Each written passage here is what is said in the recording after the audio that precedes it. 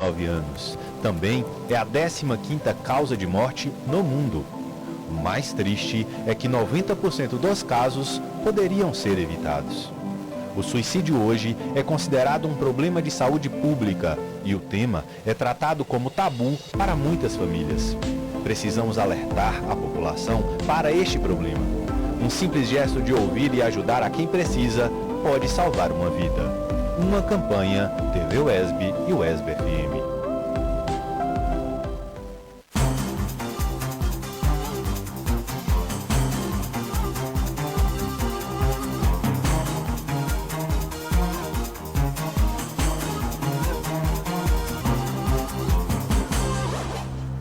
Olá, bom dia. Segunda-feira, 22 de julho, no UESB Notícias, primeira edição, e estes são os destaques de hoje. Nesta edição, as últimas informações sobre a vacinação BCG na região.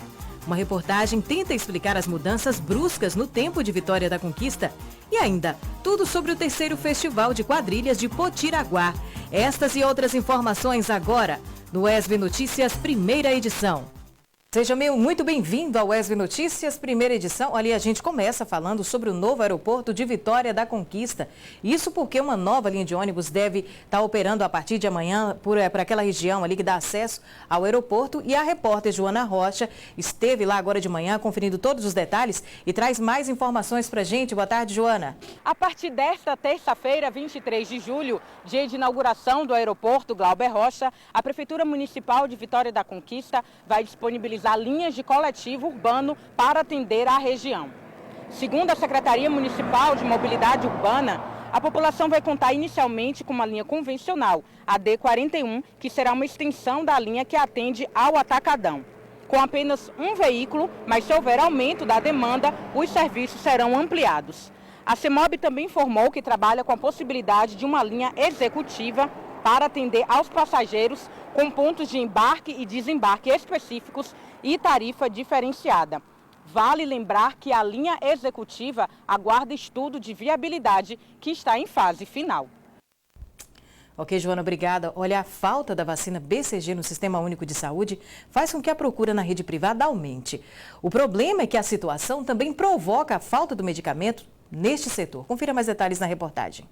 A vacina BCG é aplicada no recém-nascido, ainda na maternidade, e deve ser feita nas primeiras 12 horas do nascimento, pois tem proteção contra a tuberculose e outras doenças. A vacina da BCG é importante porque ela previne contra as formas graves da tuberculose, como, por exemplo, a tuberculose miliar e a meningite por tuberculose. Apesar da importância, a vacina está faltando em vários estados do Brasil. 12 precisaram racionar e outros 20 identificaram alterações pontuais na distribuição, como é o caso da Bahia. Essa alteração na distribuição também afetou Vitória da Conquista. Do dia 1º a 7 de julho, o município ficou desabastecido e mesmo já tendo recebido um quantitativo, pode não ser suficiente. A gente teve um desabastecimento durante a primeira semana do mês de julho. Recebemos um quantitativo de vacina e estamos trabalhando com essa vacina BCG até enquanto durar esse estoque. A gente espera que o núcleo regional consiga fornecer mais doses para não precisar interromper de novo o atendimento de crianças nascidas em Vitória da Conquista. A falta da vacina BCG no Sistema Único de Saúde, o SUS, fez aumentar a procura nas empresas privadas, como é o caso desta clínica, que também está encontrando dificuldades. Vitória da Conquista, a gente tem essa boa iniciativa da Prefeitura, que é levar a vacina nas maternidades, tanto pública quanto privadas. Toda criança já sai da maternidade vacinada, com BCG e hepatite B. Há uns 15 dias atrás, a gente começou a receber muita procura dessa vacina por conta da escassez na rede pública. O Núcleo Regional de Saúde Sudoeste é responsável pela distribuição da vacina BCG em Vitória da Conquista e mais 18 municípios. Segundo o núcleo, o problema ocorreu na produção da vacina a nível de Ministério da Saúde, que interferiu na distribuição para os estados e municípios. E ressalta que o problema já foi resolvido. E o tempo em Vitória da Conquista? É claro que agora está com mais cara de inverno conquistense, mas nos últimos dias, mudanças bruscas no tempo e na temperatura são observadas pelo conquistense. E nossa reportagem tenta explicar por que isso acontece. Em um dia, sol forte. E no outro, de repente, quem gosta do friozinho de Vitória da Conquista, agora não tem do que reclamar. A temperatura na cidade voltou a cair, principalmente no início da manhã e no final da noite. E essa mudança tão brusca tem uma explicação. A interferência que nós estamos no momento é do El Niño. Embora ele já esteja no finalzinho do seu ciclo, mas esse final acaba interferindo nas temperaturas máximas. Agora as mínimas são esperadas. E a gente está sentindo essa alternância entre dias bem frios, né, principalmente de manhã e à noite, e a partir de 9 a 15 horas a temperatura fica elevada um pouquinho. Mas isso é esperado nos períodos de El Niño, que normalmente os invernos sem El Niño, as temperaturas em julho e agosto também são bem baixas. Apesar da presença do sol, mas de forma tímida, as temperaturas em Vitória da Conquista continuam caindo. Nessa segunda semana de julho, foi registrada a menor temperatura do ano, que foi de 9,2 graus. E a previsão é que caia ainda mais. Previsão que quer mais porque a gente ainda não tem a plenitude das temperaturas baixas.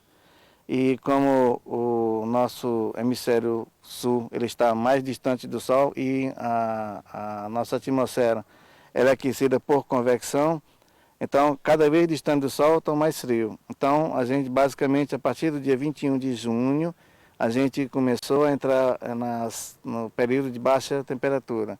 E a mais baixa registrada de 2019 até agora, 9,2. E vai cair mais ainda. E se os termômetros na estação meteorológica que fica na UESB estão registrando temperaturas máximas e mínimas cada vez mais baixas, imagina a sensação térmica nos próximos dias. Sensação térmica aqui na região ela é em função da velocidade do vento. Velocidade do vento, a quantidade de edifícios, de áreas abertas e também com vegetação. E a média aqui em Conquista é entre 2,5 a 3 graus a menos registrada, em especial nas regiões de altitude. E é justamente nessa época que é preciso ficar mais atento, porque essas mudanças podem afetar nossa saúde. A gente, por exemplo, tem um muco nas vias aéreas que com a temperatura fria ou com a mudança, principalmente com a mudança brusca e a temperatura fria, ele fica mais seco. Ele limpa menos as bactérias, os vírus, as impurezas que ficam na região nasal. O paciente, e isso acaba ajudando a desenvolver infecções, tá? Então é um período um pouquinho complicado. Outra coisa é que quem tem a rinite alérgica, que é uma porcentagem grande da população, em torno de 30%, essas variações bruscas acabam desencadeando várias crises alérgicas. As crianças, idosos ou pessoas com algum tipo de doença crônica são as mais sujeitas a adquirir doenças respiratórias devido à imunidade baixa. Mas ninguém está livre. Por isso, algumas medidas bem simples ajudam na prevenção. Para amenizar esses fatores nessa época, é importante sempre andar agasalhado, beber bastante líquido, não tomar banho muito quente para na hora de sair do banho não ter um choque térmico tão alto, lavar mais as mãos, se alimentar de maneira adequada, mais verdura, mais frutas, legumes, né?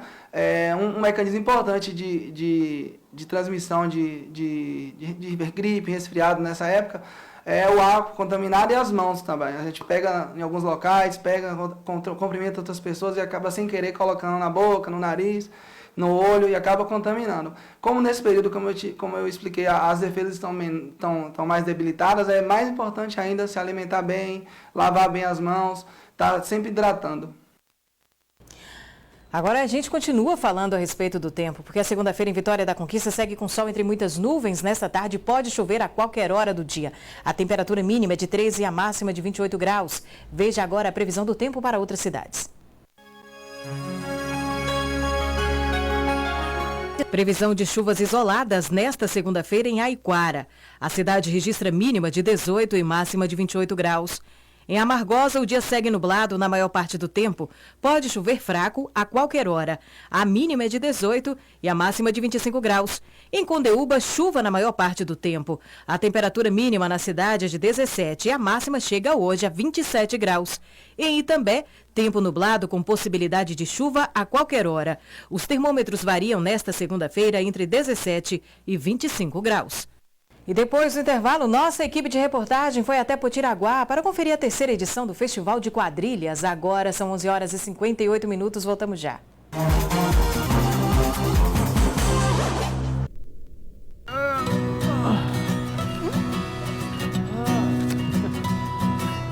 O amor que une quem se ama faz lembrar, faz animar, voar mais alto e viajar, fechar os olhos e sonhar.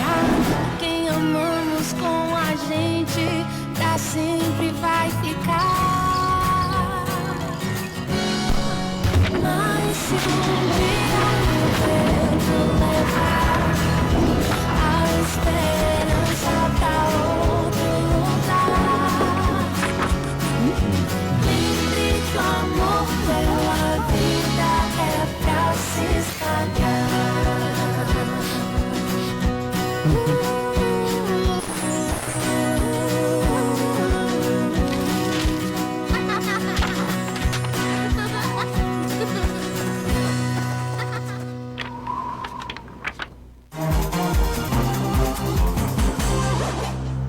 De volta ao ESB Notícias, primeira edição. Agora vamos falar sobre o terceiro Festival de Quadrilhas de Potiraguá. A festa já se torna tradição no espetáculo de cores e valorização da cultura nordestina. Os últimos retoques antes da apresentação.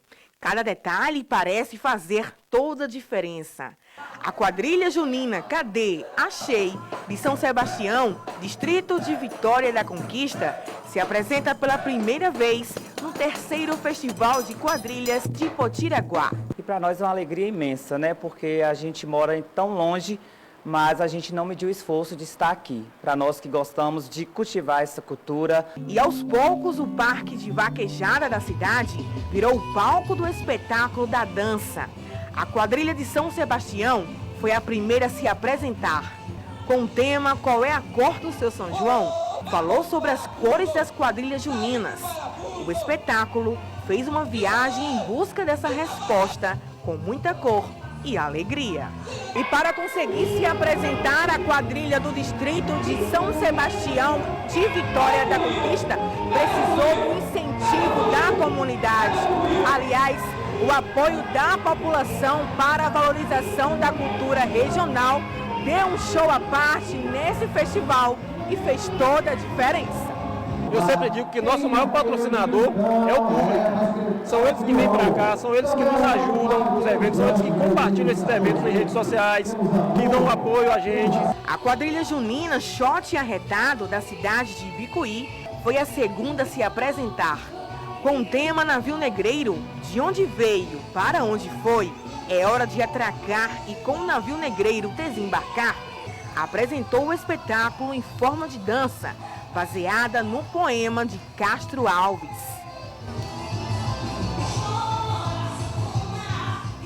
A quadrilha junina Luz do Nordeste de Vitória da Conquista fechou a primeira noite. Com o tema Sou Nordestino de Corpo e Alma, a quadrilha representou através da dança o povo guerreiro e lutador, sofrido, mas que não perde a alegria e a esperança.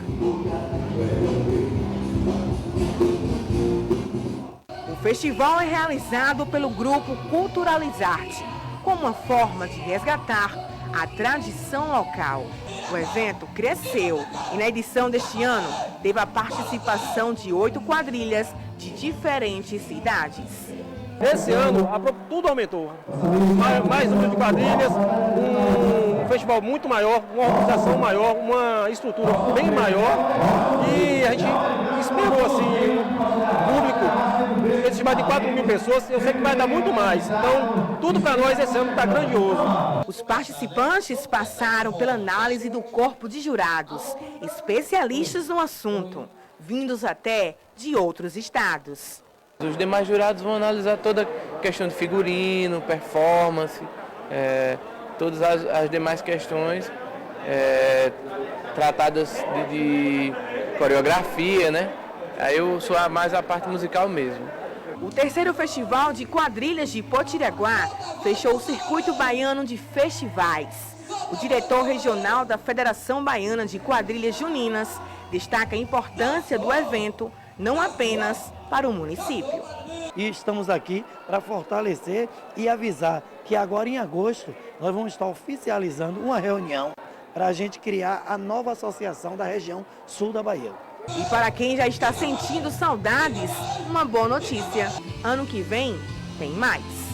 Potiraguá faz agora o terceiro festival e nós queremos agradecer ao Culturalizarte, né, porque vem a cada ano melhorando esse movimento, já é tradição, já estamos nos preocupando com o quarto festival que acontecerá o ano que vem, com certeza. A gente vê a retribuição, a gente vê na cara do festival a alegria, a satisfação em Potiraguá sediar um movimento como esse. Então, a gente vê que tudo que foi feito é pouco, nosso povo merece muito mais.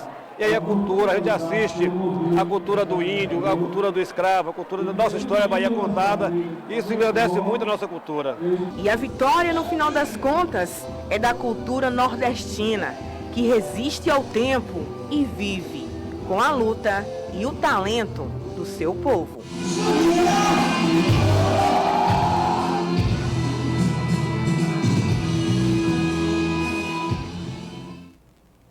O festival foi encerrado ontem à noite. Nossa equipe de reportagem acompanhou também outras informações que você vai conferir ainda durante essa semana aqui no ESB Notícias, primeira edição. Mas agora a gente vai conferir como é que ficou o resultado, que ficou definido da seguinte forma. Em primeiro lugar, quadrilha Chiado do Chinelo, da cidade de Caculé, na Bahia. Segundo, quadrilha Balancê, de Itambé. Terceira colocada, Raízes do Sertão, da cidade de Poções. E, em quarto lugar, quadrilha Luz do Nordeste, aqui de Vitória da Conquista. E como nós dissemos, durante essa semana a gente vai trazer ainda outras reportagens a respeito ali desse lindo festival de quadrilhas que já está na terceira edição na cidade de Potiraguá. Mas daqui a pouco, depois do intervalo, a gente vai conversar com o autor que lança um livro que retrata a problemática da moradia no Brasil. Agora são 12 horas e 5 minutos, voltamos já.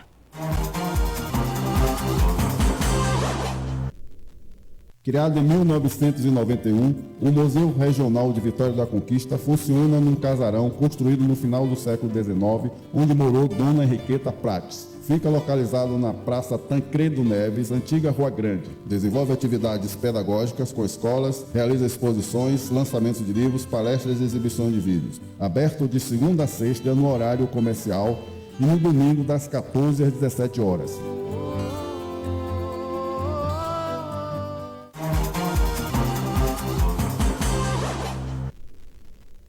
E de volta ao ESB Notícias, primeira edição. Agora a gente vai falar a respeito do livro Propriedade no Brasil, Histórico e Função Social, que é do advogado Vinícius Fonseca Nunes. Vinícius, boa tarde. Muito obrigada por aceitar nosso convite do ESB Notícias. Boa tarde, Cris. Eu me sinto honrado de estar aqui.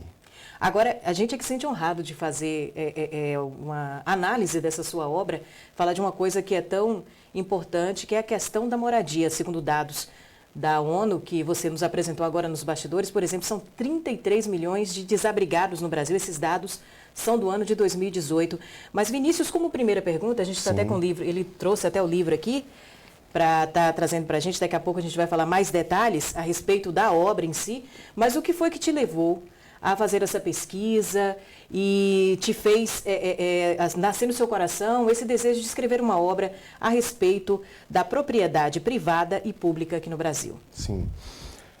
Em primeiro lugar, eu acho importante dizer que foi uma pesquisa que durou 3 anos e ela nasceu da minha compaixão para com os 33 milhões de desabrigados nesse país, né? E são dados da ONU.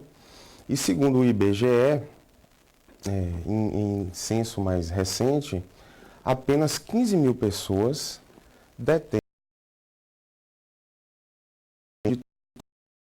terra e propriedades imobiliárias urbanas no país. Ok, e você faz um contexto histórico, é isso, até para chegar a esses dados, que apenas 15 mil pessoas detêm essa grande maioria da propriedade no Brasil? Sim. O conceito histórico abordado neste livro, ele está ligado necessariamente à gênese da propriedade no mundo ocidental. Neste livro eu falo sobre a propriedade na Grécia Antiga, na Roma Antiga, no direito medieval feudal, né, no direito medieval feudal português, no Brasil colônia e no Brasil império e pós-império, até chegar à Constituição de 88 e ao Código Civil de 2002. Quando eu falo da propriedade na era clássica, na Grécia nós tínhamos um modelo de propriedade em que o cidadão que tinha propriedade, ele poderia deixar a sua propriedade sendo cuidada pelos escravos, pelos servos, e ele poderia tomar assento político somente quando ele detivesse essa parcela do poder. Na verdade, a propriedade, ela sempre esteve ligada às relações de poder. Propriedade como poder e propriedade como vida. Na Roma Antiga, a propriedade ela foi tratada de uma outra forma, sendo caracterizada em grande parte como propriedade privada. O nosso direito vem de lá, o nosso direito advém do direito romano. Então, no direito romano, existia a capacidade e a faculdade de usar, gozar, fruir da propriedade e também de deteriorá-la. Eu falo de deteriorá-la porque a gente vai chegar ao modo como ela é apresentada na Constituição de 1988 aqui no Brasil. Perpassando pelo direito medieval, Cris, a gente vê que a propriedade ela se imiscuiu no conceito de vassalagem. Com a queda do Império Romano e com as invasões bárbaras e a ruralização da sociedade, pequenos proprietários eles cederam parte da sua vida rural, doando as suas propriedades para os grandes proprietários de terra, em busca de proteção contra roubos e invasões. Doutor Vinícius, agora fazendo uma análise assim, mais a nível de Brasil, por exemplo, são dados que realmente são impressionantes. Por exemplo, a gente observa o tamanho da população brasileira e apenas 15 mil detêm pelo menos aí 85%, como o senhor nos falou, das propriedades privadas aqui. O que na opinião do senhor, contribuiu para, ao longo da história do Brasil, talvez aí a partir da segunda metade do século XX, esses dados eles fossem firmados? Então, o que há hoje? Desde a Constituição de 88 até hoje, a gente tem dentro do rol dos direitos fundamentais, artigo 5º, inciso 22 da Constituição Federal, o termo, a norma, que predispõe que é assegurado o direito de propriedade. Logo abaixo, no inciso 23, existe a inovação. A inovação é: a propriedade atenderá à sua função social. Então, o Código Civil de 2002, quando trata dos direitos reais, do direito de propriedade, ele já trata sob o prisma da dignidade da pessoa humana. De que forma? De forma que a propriedade ela sofre limitações socioambientais. E, no caso, o seu livro também propõe uma mudança, uma emenda constitucional. Qual seria essa mudança para que esses direitos, de fato, viessem a serem garantidos? A minha proposta é que possamos, de forma legislativa, fazer uma nova construção, limitando a vedação, né, a detenção, ao domínio, à propriedade do bem público dominical, para que o mesmo viesse a cumprir uma função social. Porque eu creio que o bem comum, não sendo utilizado, ele deve sofrer uma mudança para a função social da propriedade. Ok. Doutor Vinícius, muito obrigada por sua participação aqui no UESB Notícias. A gente agradece, deseja sucesso para esse livro que foi lançado em janeiro. Infelizmente, nosso tempo é curto, senão a gente ficaria aqui o restante da tarde para poder falar mais a respeito do assunto. Obrigado, agradeço, Cristiane, e agradeço também aos telespectadores Se puder, eu gostaria favor. de ler um... Antes de você ler o trecho, onde é que o telespectador agora que está acompanhando gostaria de ter o seu livro? Como é que faz para adquirir? O meu livro está na livraria LDM, que fica aqui no centro da cidade, é uma livraria bem conhecida, e está também com a editora Nizamba. Quem quiser possuir, pode ligar para o número 77-99117-4321. E para finalizar, eu vou ler um texto curto de Jean-Jacques Rousseau, da obra Do Contrato Social, no qual ele diz que o primeiro que, tendo cercado um terreno, se lembrou de dizer isto é meu, e encontrou pessoas bastante simples para o acreditar, foi o verdadeiro fundador da sociedade civil. Quantos crimes, guerras, assassínios, misérias e horrores não teriam sido poupados ao gênero humano, aquele que, arrancando as estacas ou tapando os buracos, tivesse gritado aos seus semelhantes: livrai-vos de escutar esse impostor. Estareis perdidos se esquecerdes que os frutos são de todos e a terra de ninguém. Ok. Obrigada mais uma vez. Eu que agradeço. Sucesso. O Obrigado. espaço vai estar aberto quando quiser voltar aqui e falar mais a respeito do assunto ou, de repente, trazer uma outra obra que talvez essa venha deslanchar ou alguma outra fonte de pesquisa. Obrigado. Bem, o UESB Notícias, primeira edição fica por aqui. Outras informações no UESB Notícias, segunda edição às 6 da noite. Voltamos amanhã às 11h45 da manhã, aqui na TV UESB, canal 4.1. Boa tarde para você.